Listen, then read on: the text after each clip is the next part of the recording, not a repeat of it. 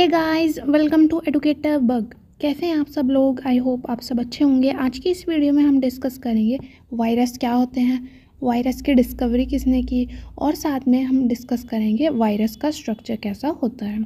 तो इन सभी टॉपिक को आज की इस वीडियो में हम कवर करेंगे।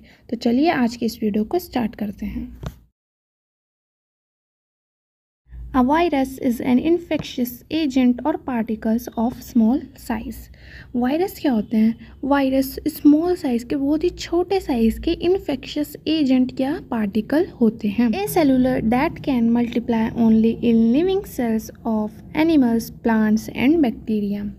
जो वायरस है वो क्या है? ए सेलुलर है। ए सेलुलर कहने का मतलब है यहाँ पर ए सेलुलर, ए से यहाँ पे एब्सेंट्स को दिखाया गया है। सेलुलर, इनमें कोई सेल नहीं होती है, ये सेल नहीं है, ये क्या है? सिर्फ और सिर्फ पार्टिकल है। वायरस जो होते हैं वो ए सेलुलर होते हैं। ए सेलुलर कहने का मतलब है ये सेल नहीं है। जिस टाइप से हमने डिस्कस किया था, प्रोकैरियोटिक सेल हो गई, यूकैरियोटिक सेल होते हैं, उनमें अपने ऑर्गेनल्स प्रेजेंट रहे जो कि मेटाबॉलिज्म को परफॉर्म करते हैं। लेकिन ये जो वायरस होते हैं इनमें ये सेल नहीं होते। ये क्या होते हैं? इन्फेक्शियस पार्टिकल्स कह सकते हैं या इन्फेक्शियस एजेंट होते हैं। इनमें कोई भी सेल ऑर्गेनल प्रेजेंट नहीं होता है जो कि इनके मेटाबॉलिज्म को परफॉर्म करे। तो इनको किसी अदर, जैसे कि यहाँ पे बात की है एनिमल की, प्लांट या बैक्टीरिया की लिविंग सेल पे ये डिपेंड रहते हैं, वहाँ पर ये मल्टीप्लाई करते हैं। Virus are ultra microscopic nucleoproteins which can cross the bacterial filter. इनका साइज इतना छोटा होता है कि इसको हम सिर्फ अल्ट्रा माइक्रोस्कोप में ही देख सकते हैं। और क्या होते हैं? न्यूक्लियोप्रोटीनस होते हैं। ये किसके बने होते हैं? अगर हम इस वर्ड को स्प्लिट करें, न्यूक्लियोप्रोटीनस, न्यूक्लिक एसिड और प्रोटीन, ये जो वायरस होते हैं न्यूक्लिक एसिड और प्रोटीन से मिलकर बने होते हैं। न्यूक्लिक एसिड में क्या हो जाता है? डीएनए हो जाएगा या आरएनए, इनका जेनेटिक मटेरियल होता है। और ये है बैक्टीरिया फिल्टर को ईजिली क्रॉस कर जाते हैं क्योंकि इनका साइज़ जो है बहुत ही स्मॉल है, बैक्टीरिया से भी स्मॉल है इनका साइज़। तो ये जो है बैक्टीरिया फिल्टर से आसानी से क्रॉस हो जाते हैं, उसको पास कर लेते हैं। The extracellular forms of viruses are inert particles and are known as virions.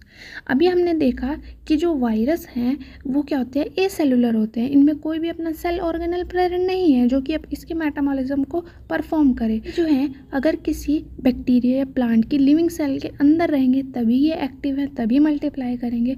जब ये इनकी लिविंग सेल से बाहर हैं, अगर इधर उधर पड़े हुए हैं, किसी लिविंग सेल में नहीं है, तो ये होते हैं इनर्ट होते हैं, इनर्ट पार्टिकल की तरह बिहेव करते हैं और इन्हें हम क्या कहते हैं? वायरियंस कहते हैं। जो एक्स्ट्रा सेलुलर फॉर्म्स है वायरसेस की, जो किसी लिविंग सेल में नहीं प्रेजेंट है, लिविंग सेल के बाहर ऐसे ही पड़ी हुई है, तो वो क्या कहते हैं? इनर्ट होते हैं, वो एक्टिव नहीं होते, ठीक है ना। तो उन्हें हम क्या कहते हैं? वायरियंस कहते हैं। Study of virus is called virology. Microbiology की वो ब्रांच जिसमें हम जो है वायरस की स्टडी करते हैं वो क्या कहलाती है? वायरोलॉजी कहलाती है। स्टडी, या हम इसको कह सकते हैं जो वायरस की स्टडी है वो क्या कहलाती है? वायरोलॉजी कहलाती है। इसी टाइप से जो बैक्टीरिया की जो स्टडी होती है वो बैक्टीरियोलॉजी कहलाती है। एक बार जल्दी से हम रिवाइज कर लेते हैं। हमने क्या पढ़ा कि जो वायरस है वो है इन्फेक्शियस एजेंट या इन्फेक्शियस पार्टिकल होते हैं। इनका जो साइज़ है बहुत ही स्मॉल होता है, बैक्टीरिया से भी 10 to 20 टाइम्स स्मॉल होते हैं। ये ए सेलुलर है। ए सेलुलर कहने का मतलब है ये सेल नहीं है, ये सिर्फ और सिर्फ इन्फेक्शियस पार्टिकल है। इनमें कोई भी ऑर्गेनल प्रेजेंट नहीं रहता है। ये जो है मल्टीप्लाई कर सकते हैं सिर्फ और सिर्फ किसी एनिमल, प्लांट और बैक्टीरिया की लिविंग सेल में। वायरस जो एनिमल और प्लांट की लिविंग सेल में प्रेजेंट है तभी ये मल्टीप्लाई कर सकते हैं। अगर ये इनकी सेल से बाहर है तो ये इनएक्टिव रहते हैं। वायरस क्या है? अल्ट्रा माइक्रोस्कोपिक है। इनका साइज़ इतना स्मॉल है, सिर्फ और सिर्फ हम इनको अल्ट्रा माइक्रोस्कोप में ही देख सकते हैं। ये न्यूक्लियो प्रोटीन से मिलकर के बने होते हैं, न्यूक्लिक एसिड और प्रोटीन। न्यूक्लिक एसिड में इनमें डीएनए और आरएनए, इनमें से कोई एक प्रेजेंट रहता है। ज़्यादातर क्या होते हैं वायरस में? जो जेनेटिक मटीरियल होता है वो आरएनए होता है। और ये जो वायरस होते हैं ये बैक्टीरियल फिल्टर को ईजिली पास कर सकते हैं क्योंकि इनका जो साइज़ है बहुत स्मॉल है, ईजिली बैक्टीरियल फिल्टर को क्रॉस कर लेते हैं। वायरसेस की वो फॉर्म्स जो कि सेल के बाहर प्रेजेंट रहती हैं वो क्या होती हैं? इनर्ट होती हैं, वो एक्टिव नहीं होती हैं, ये इनर्ट पार्टिकल की तरह बिहेव करते हैं क्योंकि जब ये लिविंग सेल में प्रेजेंट है तभी एक्टिव है, तभी ये मल्टीप्लाई करेंगे। जब ये सेल से बाहर है तो ये इनएक्टिव होते हैं। जब ये सेल से बाहर होते हैं तो इनएक्टिव होते हैं, तो इन्हें हम क्या कहते हैं? तब ये कहला देते होते हैं वायरियॉन्स। और जो है वायरस की स्टडी को हम क्या कहते हैं, वायरोलॉजी कहते हैं। अब हम डिस्कस कर लेते हैं डिस्कवरी ऑफ वायरस। वायरस की डिस्कवरी किसने की? Virus was first discovered by Dmitri Ivanovsky in 1892। Virus की जो डिस्कवरी सबसे पहले किसने की थी? दिमित्री इवानोव्स्की ने की थी। कौन से ईयर में? 1892 में। He recognised an infectious agent which caused tobacco mosaic disease and smaller than bacteria. Dmitri Ivanovsky ने ये देखा कि जो टोबैको का प्लांट है, जो तंबाकू का प्लांट है, जिसका जो साइंटिफिक नेम है वो है निकोटिना टोबैकम, तो उसमें एक डिजीज़ हो रही है जिसका नाम है टोबैको मोज़ैक डिजीज़। वो कोई इन्फेक्शियस एजेंट वो कर रहा है और वो क्या है, वो बैक्टीरिया से भी छोटा है। इन 1898 Martinus W. Beijering prepared the sap of an infected tobacco plant and removed the bacteria by filtering this sap with porcelain bacterial filter paper. Year 1898 में एक डच माइक्रोबायोलॉजिस्ट है जिनका नाम था मार्टिनस डब्ल्यू बेजरिंग। उन्होंने जो इवानोव्स्की है उसका उन्होंने जो आइडिया दिया था कि जो टोबैको मोज़ैक डिजीज़ हो रही है जो टोबैको के प्लांट में, उसको कंफर्म करने के लिए उन्होंने क्या किया कि जो इन्फेक्टेड टोबैको प्लांट है उनकी लीफ से क्या तैयार किया, सैप तैयार किया। सैप कहने का मतलब है यहाँ पे रस या कह लो फ्लूइड तैयार किया। फिर उस फ्लूइड को क्या किया उन्होंने फ़िल्टर कर दिया। किसके through? Porcelain bacterial filter paper के थ्रू। जब इन्होंने इसको फ़िल्टर किया तो उसमें से क्या हो गया, बैक्टीरिया को रिमूव कर दिया। After applying filtrate on the leaf of healthy tobacco plant, he saw that the leaf get infected. अब जो उन्होंने फ़िल्ट्रेट तैयार किया था, कौन सा फ़िल्ट्रेट? उन्होंने क्या किया, जो इन्फेक्टेड टोबैको का प्लांट है उसका सैप तैयार किया, फिर उसको पोर्सिलेन फ़िल्टर पेपर से उसमें से जो बैक्टीरिया है उसको रिमूव कर। अब जो फ़िल्ट्रेट उन्हें मिला बैक्टीरिया को रिमूव करके, जब उन्होंने उसे जो हेल्दी लीफ है, हेल्दी टोबैको के जो प्लांट है उसकी लीफ पर लगाया तो उन्होंने देखा कि वो लीफ भी इन्फेक्टेड हो रही है। From this, it turned out the sap is fertile and called the fluid as Contagium vivum fluidium, infectious living fluid. जब उन्होंने देखा कि जब उन्होंने वो जो फ़िल्ट्रेट है हेल्दी प्लांट की लीफ पर लगाया तो वो भी इन्फेक्ट हो रही है, तो उससे उन्होंने ये कहा कि जो सैप है वो कैसा है, फर्टाइल है। और उस फ्लूइड को क्या नाम दे दिया उन्होंने, कॉन्टैगियम वाइवम फ्लूडियम कहा। का मतलब होता है इन्फेक्शियस लिविंग फ्लूइड। उस फ्लूइड के अंदर कोई इन्फेक्शियस लिविंग ऑर्गेनिज्म है या इन्फेक्शन करने वाला कोई लिविंग थिंग है, which later came to be called virus. फिर बाद में उसे क्या नाम दे दिया, उसको वायरस नाम दिया। एक बार जल्दी से रिवाइज करते हैं हम। ईयर 1892 में एक रशियन बॉटनिस्ट थे जिनका नाम था दिमित्री इवानोव्स्की। इन्होंने क्या किया, सबसे पहले वायरस की डिस्कवरी की। देखा कि जो टोबैको का प्लांट है, टोबैको के प्लांट के अंदर कोई टोबैको मोज़ैक डिजीज़ कॉज कर रहा है और वो कैसा है, कोई इन्फेक्शियस एजेंट है और वो बैक्टीरिया से भी छोटा है। फिर इनको इसका कंफर्मेशन करने के लिए ईयर 1898 में मार्टिनस बेजरिंग, जो कि एक डच माइक्रोबायोलॉजिस्ट और बॉटनिस्ट थे, उन्होंने क्या किया कि जो इन्फेक्टेड टोबैको का प्लांट है उसकी लीफ से सैप तैयार किया। सैप का मतलब क्या होता है? सैप का मतलब होता है रस या फिर फ्लूइड।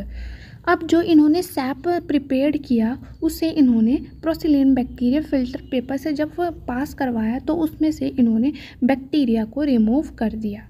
इस सैप में से जब बैक्टीरिया रिमूव हो गया तब इन्होंने इस फ़िल्ट्रेट को हेल्दी टोबैको प्लांट की लीफ पे लगाया।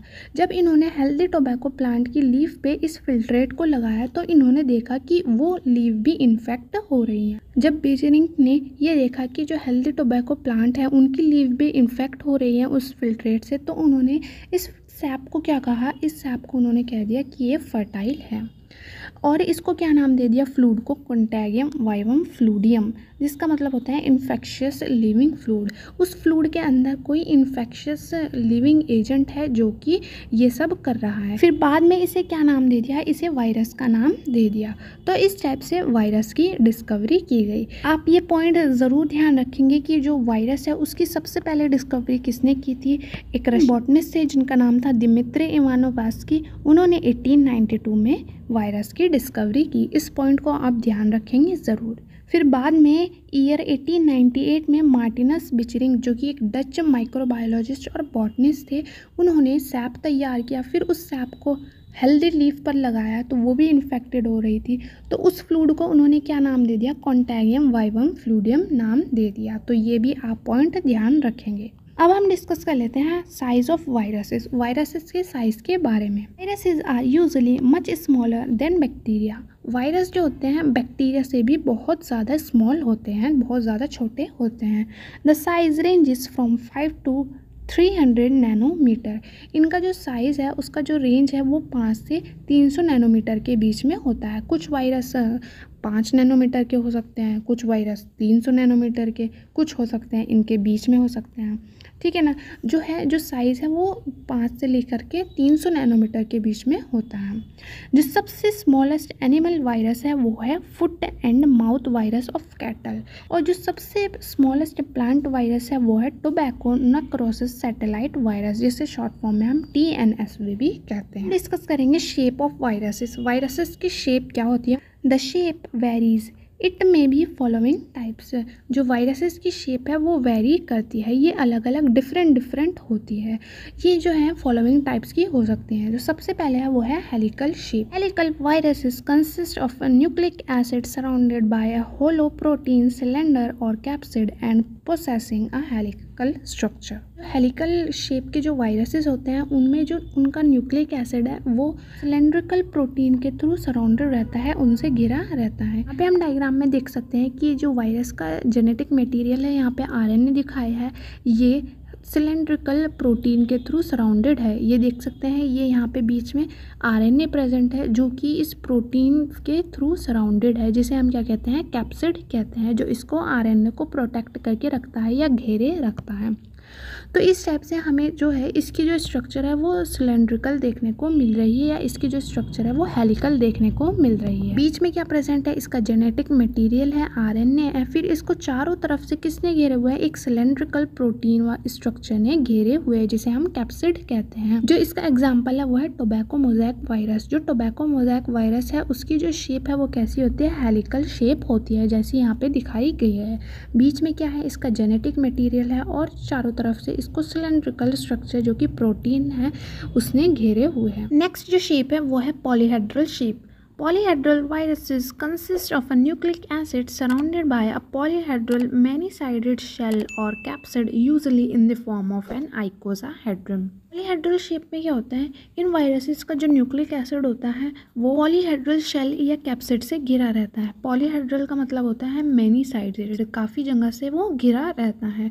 और ये जो कैप्सिड है वो किसके फॉर्म में होता है, आइकोसाहेड्रन के फॉर्म में होता है। पॉलीहेड्रल शेप को अगर हम समझे तो इस तरह से समझ सकते हैं। यहाँ पे हम देख सकते हैं ये वायरस का न्यूक्लिक एसिड है, ये हर जगह से किससे घिरा है, ये हम देख सकते हैं एक ही जैसे एक इक्वल ट्रायंगल से ये सराउंडेड है।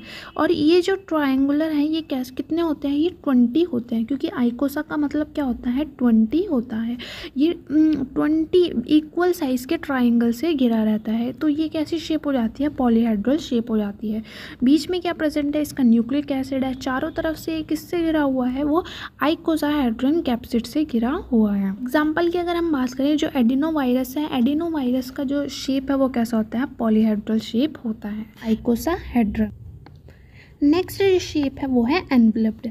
Enveloped viruses consist of nucleic acid surrounded by either helical or polyhedral core and covered by an envelope. Enveloped shaped के वायरस होते हैं, इनमें जो इनका न्यूक्लिक एसिड है वो या तो हेलिकल या पॉलीहेड्रल कोर के थ्रू घिरा रहता है, फिर ऊपर से इनमें एक एनवेलप्ड इनको कवर करके रखता है।